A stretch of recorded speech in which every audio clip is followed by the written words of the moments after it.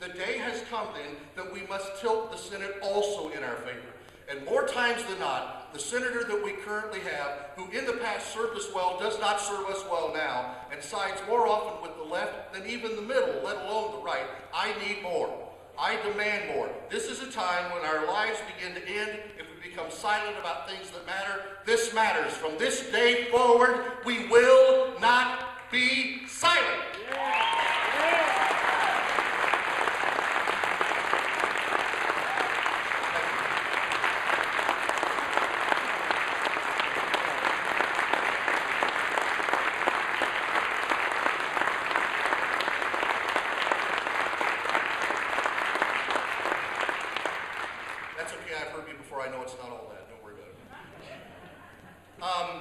In a lot of what happens today, there'll be times for you as people from each one of the congressional districts around the state to get together to begin to chart your own future. Do you know what I love about what's happening today?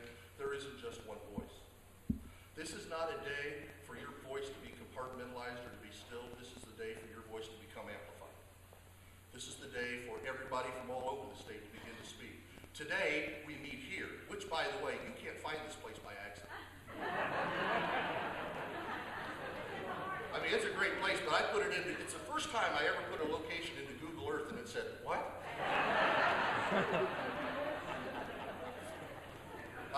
But we are so thankful to be here, and to Pastor Salisbury and the great people for allowing us to be here. One of the things that hopefully many of you are going to decide around the state is in these discussions that go forward, who speaks for you? We have some people, as the board came together, the board as it is so far, from some of the congressional districts that have already met, and they've already picked some people to represent them. These people are not the all in all. They are the ones who said, we've got to find a way to get the rest of the state talking because we've got to come together. We don't want a repeat of the last election.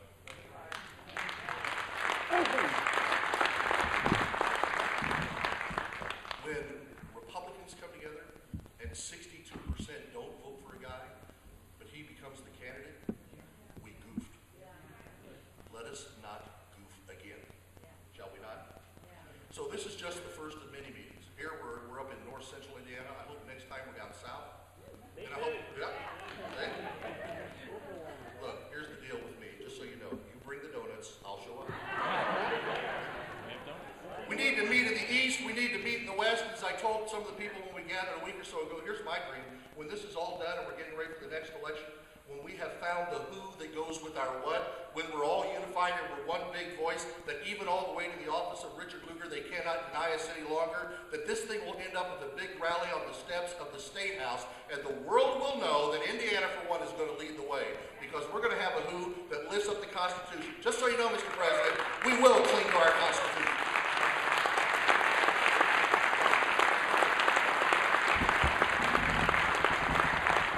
So today you're going to hear from Greg and Lisa and Mark and Monica and Cindy, and then we'll break for lunch and you can go out and talk to each other. We've got a lot to discuss, but Greg's going to start us off. Greg Fetting is going to come and speak. Would you welcome him right now? Thank you so much for your time, Greg.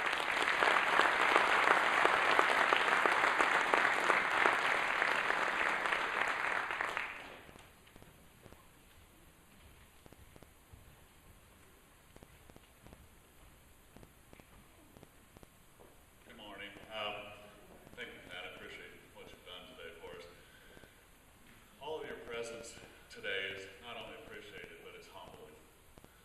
I must say that my experience in the Tea Party thus far has been bittersweet. I say sweet because the friendships and acquaintances that I've made over with so many people from not only around our state, but the country, they'll be forever remembered. But the bitter part is that sweetness is tempered only by the fact that the bonds that would never have been forged otherwise were only possible because of the perilous plight our country faces. Over the last several weeks, we've heard for just about every group in the state and then some. And the words of encouragement, the emails, the calls, and so forth, we've been just totally humbled, and we know that this goal that we're setting out today can be achieved, and it's going to be achieved by all of us, not any one of us, but as a collective. And I want to just share a few of the dozens of these comments we received. I'm must tell you, I'm very excited about doing this. We all will know it will not be easy. It will be hard work for all of us. John Brown. A strategy for leverage will be critical and implies that all of Indiana's Tea Parties in communication and general agreement. Randy Harrison. Enthusiastically share your vision to unite. We look forward to your group's efforts to move forward together in candidacy, advocacy, and endorsement. Peter Recchio. Tea Parties must unite behind one candidate. We cannot split our vote as we did in the 2010 Senate race, Carolyn Flynn. We want to be a part of the process to have a real conservative running in 2012. We were sad that Coates won and don't want to repeat that. Adrian. Thank you for bringing this important matter to the forefront. I am interested in participating in the process. Michael Sandifer. I very highly support your attempt to unify the fractional groups. Stephen Lakoff. And lastly, but not least, count me in. Whatever you need, thanks for organizing this. Kelly Curry. And those were for just a handful, as I said, from around the state. And I want to take note that you may have, I'm sure you heard about it, but 3 weeks ago today, as Old Year was ending, or from Thursday rather, as the whole year had ended, God gave Hoosiers a gentle reminder that He is the master of our world and we are His servants. I find the irony not lost that on December 30th, that earthquake was centered not more than 10 miles from this very spot. And that it's today in His house, in this new year, that we, the people, serve notice that we are the masters and that our politicians are our servants.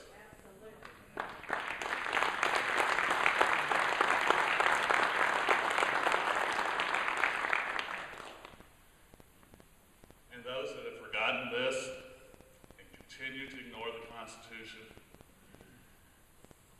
they are going to experience an earthquake of their own, and it's going to be felt from here to Washington, D.C.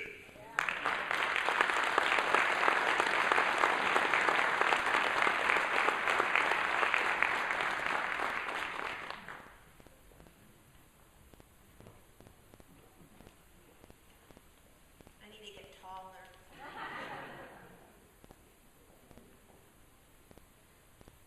My name is Lisa Deaton. I'm a founder of We the People Indiana out of Columbus, but I stand before you today not as the founder of We the People Indiana or as a board member of this group.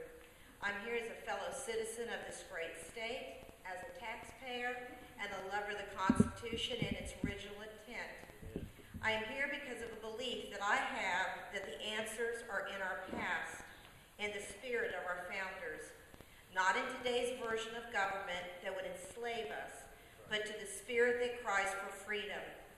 The framers would have expected the free man to be ever watchful in protecting that which was bravely fought for. I stand before you offering what little I have in honor of those that gave so much.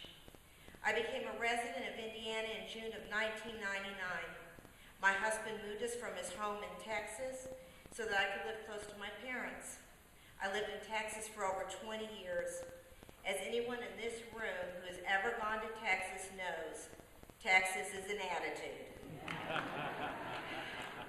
In school, you were taught about Texas history and that which was important. From that history came a slogan that is still widely used today: remember the Alamo. In 1836, an idea gave strength to 189 men. The cause was just, but the task would be difficult. Surrounded by an immense army of trained soldiers, led by a seasoned general, these 189 men took a stand. They had not fought together before, much less under Colonel Travis. The fight would prove to be brutal. Santa Anna demanded surrender, but the fight for freedom was more powerful than the fear that they must have had. They were not trained. They were not in familiar surroundings. They had to rely on each other. The call for reinforcements was made. Colonel Travis said, "I call on you in the name of liberty, of patriotism, and in everything dear to the American character, to come to our aid with all dispatch." On March the 6th, the fort was surrounded by the enemy. No way in, no way out. And there they fought side by side, each offering all they had to the call of liberty. The cause for which we gather today may not be so grand or remembered in the history books, but it is important. We all agree that the current leadership is not conservative or constitutional. We all agree that we'll take a unified force of patriots that are focused. We must come together. Each of us has a talent to offer. Together, much can be accomplished. With every great cause comes a great sacrifice. Each of us will have to determine what we are willing to give. The defenders of Texas did not retreat, but lay there in obedience to the command of their country. And in that obedience, the world has witnessed among men no greater moral sublimity. Senator Lugar is Santa Anna, and we are the 189 men. I leave you with these final words. If my countrymen do not rally to my relief, I am determined to perish in the defense of this place, and my bones shall reproach my country for her neglect. Thank you.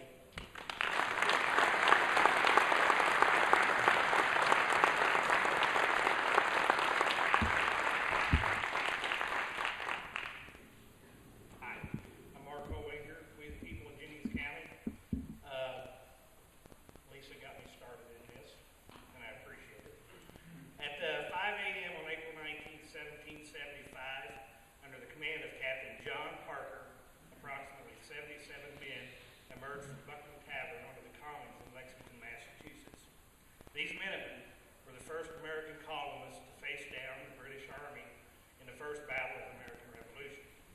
Outnumbered 700 to 77, Captain Parker was supposed to have said, "Stand your ground, don't put fire unless fired upon, but if they mean to have a war, let it begin here." These common men, forced into an uncommon situation, had united to take a stand for their beliefs and for this